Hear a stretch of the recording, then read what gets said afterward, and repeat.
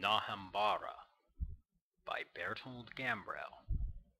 Read by the author. The professor gazed ruefully out his study window at the skyline, bathed in the pale winter sunlight. Though it was only early in the afternoon, the light was already that of evening.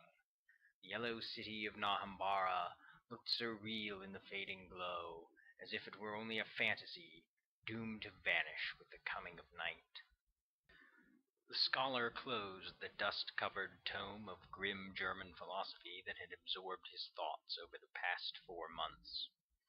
The esoteric words on its faded pages had wormed into his soul, and colored all his thoughts with shades of malignancy and doubt. He stood up from his feeble desk and crossed his apartment to the door, where hung his faded green trench coat.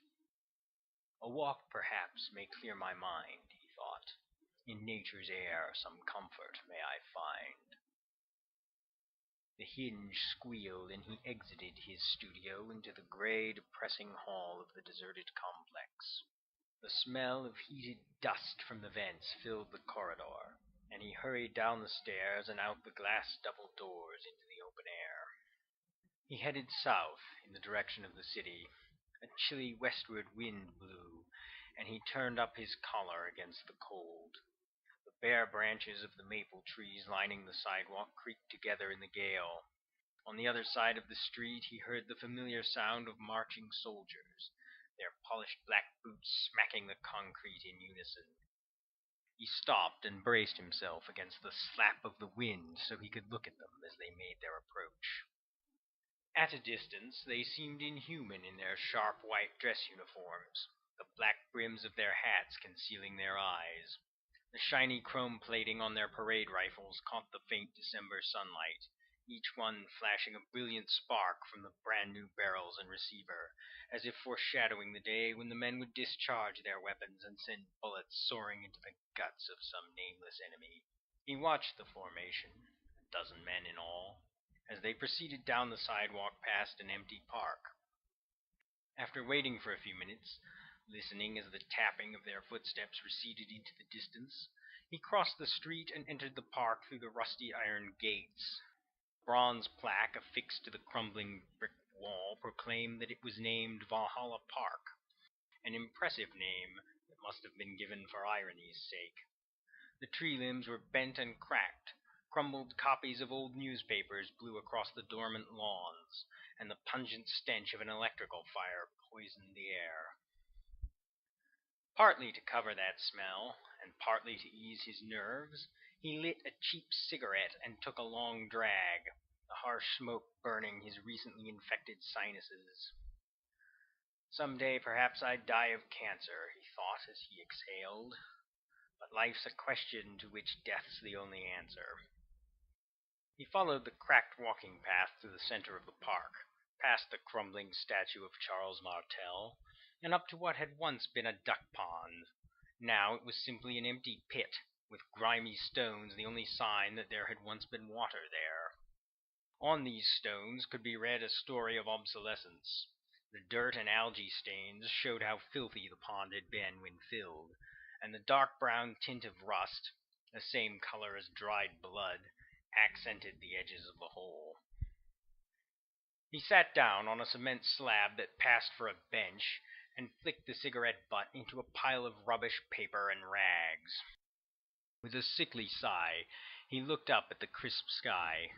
He thought of the soldiers, so proud, so impressive now, but what would they be after they saw conflict? His gaze returned to the dreary view of the ground before him, and he now saw that the trash heap was not a trash heap, but the bedding and blankets of a wretched vagrant. The man had perhaps awakened when the cigarette hit him, but he gave no sign of anger or annoyance. He merely looked up at the scholar with the empty eyes of an addict, and then lay down again in the filth and made no further motion. From his coat pocket the professor took an old deck of playing cards. His addiction once, when he was young. The cards were worn, some bent or ripped. They had stolen many an hour of his life, and he felt welling up inside him a sense of resentment towards these 52 pieces of soul-sucking diversion. Poker, bridge, Napoleon, and royal flush, he said aloud. And all for that damned false dopamine rush. He turned the cards over in his hand a few times and then cast them into the former duck pond. They scattered in the wind as they exploded out of his hand, almost like the shattering of a carefully engineered sculpture. Each card fluttered down onto the ground, twisting in the wind as it did so. He stood up, looked again at the homeless man lying on the ground, saw he had not moved, and then continued down the cracked walking trail. It was now dusk. He could see the spires of Nahambara distantly looming beyond the brick wall.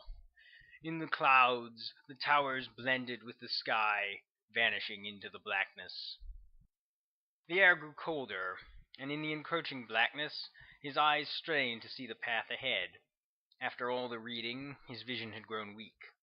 In the old days, the lamps that lined the streets would have been lit, but the local government had declared this to be financially impossible.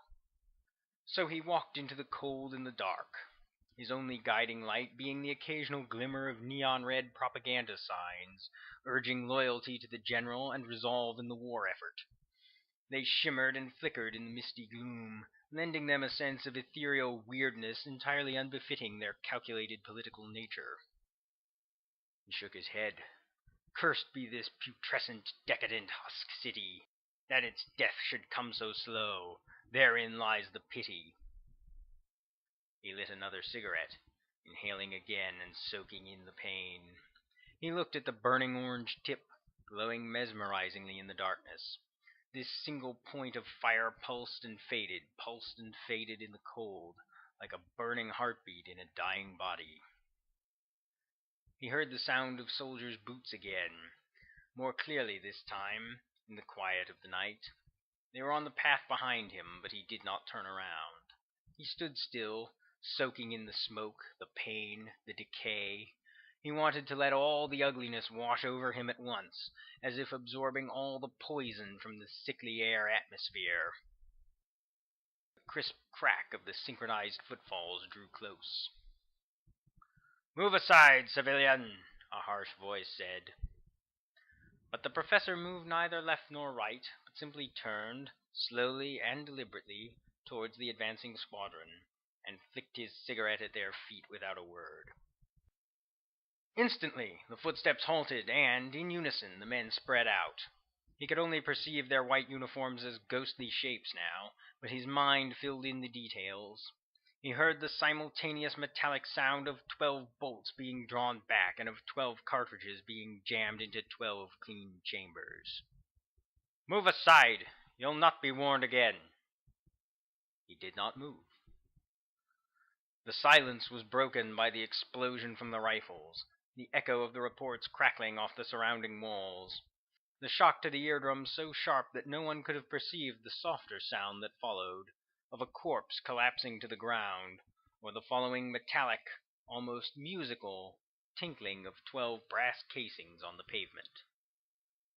The trace scent of cordite wafted into the park as the soldiers resumed their march. The end.